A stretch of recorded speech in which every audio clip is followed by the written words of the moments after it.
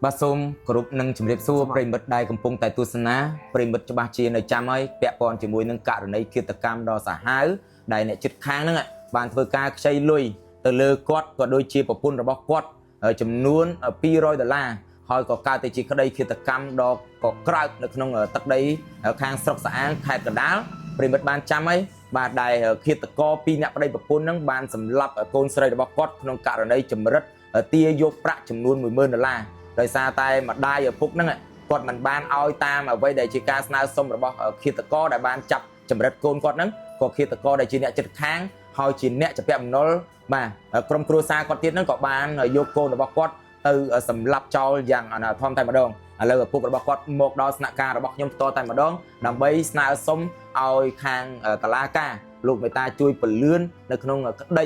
កាត់ដីឃាតកម្មដល់សាហាវខាងលើនេះផងដែរមកជំរាបសួរបងប្រុសបងឯងមកដល់ស្នាក់ការរបស់ខ្ញុំទាំងយប់នេះមានរឿងរ៉ាវអីដែរបង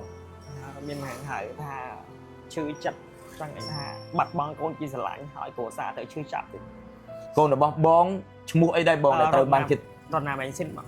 អាយុប៉ុន្មានបងកូនស្រី5ឆ្នាំបងបាយសាពះទេបងអាយុ5ឆ្នាំហី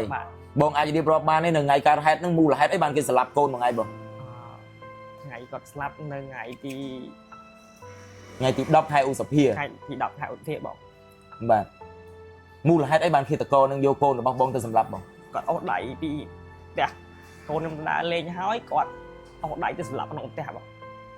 និយាយតាមត្រង់បងប្រុសគាត់ប្រាប់ខ្ញុំថាមុននឹងគាត់មកជួបខ្ញុំហ្នឹងគាត់ប៉ុនប៉ងសម្លាប់ខ្លួនឯងជាច្រើនលើកច្រើនសារដោយសារតែឈឺចាប់ជាមួយនឹងការបាត់បង់កូនខ្លាំងពេកឲ្យគាត់ទទួលយកអារម្មណ៍នឹងអត់បានពេលនេះគាត់ក៏កំពុងតែសម្ពាធដែរ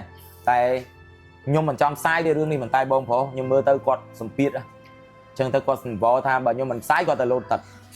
ឥឡូវខ្ញុំធ្វើមិនសង្វរបងបញ្យលណាមិនហៅតែសង្វរតឡាការហើយឲ្យជួយពលឿនសូមឲ្យបងសនំពរតឡាការហ្នឹងមកជួបខ្ញុំនេះគ្រាន់តែចង់សនំពរតឡាការខេត្តកណ្ដាលហ្នឹងលោកជួយពលឿននៅក្តីដើម្បីរកយុត្តិធម៌ឲ្យបងក៏ដូចជាកូនរបស់បងដែលត្រូវបានឃាតករស្លាប់បាទបាត់បង់កូនជាស្រឡាញ់ឈឺចិត្តឈឺខ្ញុំសុំសួរបងបន្តិចមើលបងឮសូរតែឃាតករហ្នឹងគាត់ខ្ចីលុយបងត្រូវអត់បងខ្ចីបងខ្ចីលុយបងនឹងជាពាក់លុយបងនឹងប្រពន្ធបងមិនបានដល់ថ្នាក់យកកូនបងទៅស្លាប់ណាតាមពិតទៅខាងប្រពន្ធអ្នកឃាតករហ្នឹងគាត់នេះទេបងប្អូនដូនមួយប្រពន្ធខ្ញុំហើយគាត់ខ្ចីលុយជាអាជីពជាអាជីពថាខ្ចីលុយយើងហ្នឹងយើងនិយាយណាជួយខាញ់ណាខុសទេបងហើយគាត់ខ្ចីច្រើនដល់ពេលអញ្ចឹងទៅសេដ្ឋកិច្ចវាបាក់ហើយយើងអត់ឲ្យគាត់ខ្ចីគាត់បើយើងមានកំណត់ថាចំណានយើងស្អប់យើងស្លាប់ដូនយើងតែមុននឹងស្លាប់ហ្នឹងគាត់ទេមកចម្រិតទាលុយបងឯងមិនបានបងបាទបងបាទ$10,000អូមុននឹងស្លាប់កូនបងឯងហ្នឹងគាត់ទេមកចម្រិតទាលុយបងឯងចំនួន$10,000ណាបងណាដល់ពេលចម្រិតអត់បានទៅគាត់ក៏ស្លាប់កូនបងឯងទៅគាត់ក៏ស្លាប់អូអញ្ចឹងមិនថាបងចង់ជួយសបផ្សាយខ្ញុំចង់រត់ថយកូនខ្ញុំនំទទួលបានសពកូនស្អុយអស់ហើយអារម្មណ៍ផ្លូវចិត្តគ្រួសារខ្ញុំទទួលយកអត់បានទេបងតាំងអារម្មណ៍តិចបងខ្ញុំនឹងធ្វើការផ្សាយឲ្យអរគុណណាបងប្អូនដែលចង់ទស្សនានៅវីដេអូខាងលើនេះពេញបងប្អូនអាច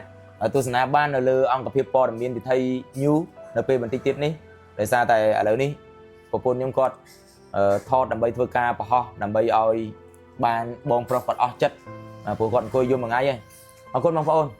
សង្ឃឹមថាបងប្អូននឹងជួយ share វីដេអូនេះដើម្បីចែករំលែកឲ្យសមាជិកលោកមេតាជួយពលឿនដើម្បីរកយុត្តិធម៌គិតកគេចាប់បានអស់ហើយត្រូវអត់បងចាប់បានអស់ហើយបងគិតកនេះប្តីប្រពន្ធហ្មងត្រូវអត់ប្តីប្រពន្ធត្រូវជាចដូនមួយរបស់ប្រពន្ធមួយថ្ងៃទៀតបាទចដូនមួយប្រពន្ធខ្ញុំបាត់ហើយ